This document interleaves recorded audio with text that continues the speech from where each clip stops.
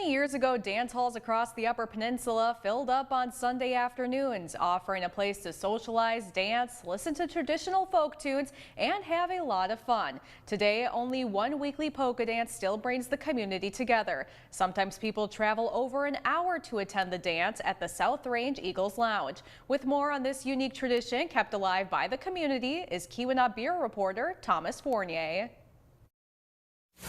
Whether you already know how to dance or not, the South Range Eagles will teach you. Walking into the lounge, you're greeted by bright smiles and a warm atmosphere. When the lights turn down and the band starts to play, it's easy to forget about the cold and snow outside. So we try to provide the opportunity to learn separate from the dance, and then in the dance itself, someone will just grab your hand and say, "Come here, come dance with me." Orrin Ticknen plays in the band The Backroom Boys, one of the few local polka and folk bands still entertaining the Copper Country. He says when ethnic halls were more popular in the region, Finns, Italians, Croatians, Germans all held dances. He remembers attending many as a child and recalls stories from former local musicians who made their mark on polka music in the Midwest.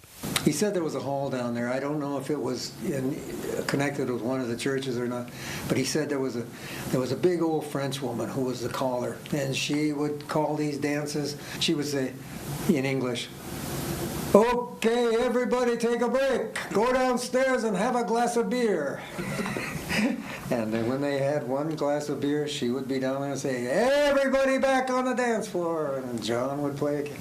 I mean, life was hard back in those days, but you know, one can just imagine the kind of color and richness that also was involved in everyday life.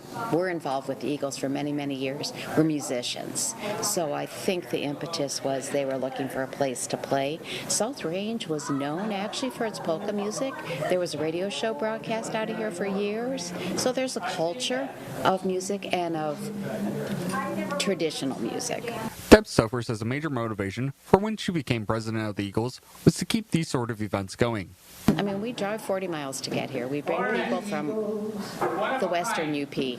And so it's really a unique opportunity. As far as I know, there are no more weekly dances with live music held anywhere in the western UP, or maybe even the central UP, not on a weekly basis.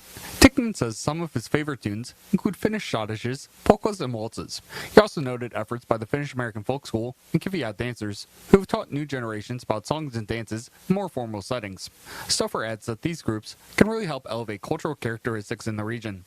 Dancing is something that is hardwired into the human species, the response to rhythm and the response to melody.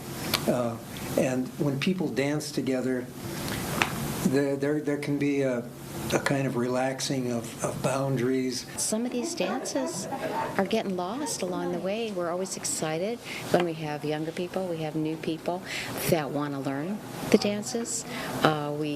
Sometimes we'll have kids here and they like to dance. So it's important for both of those reasons. Preserve the music, preserve the dancing, and then provide that social opportunity. Despite the cold and snow over the weekend, close to 50 people stopped by the South Range Eagles. Stoffer says in the summer, the hall sees more than 70 dancers out on the floor. Learning how to polka was pretty easy even for myself. Those interested in learning more about the South Range Eagles and their weekly polka dances, find more information online. My EP News in Adams Township, this is Thomas Fournier.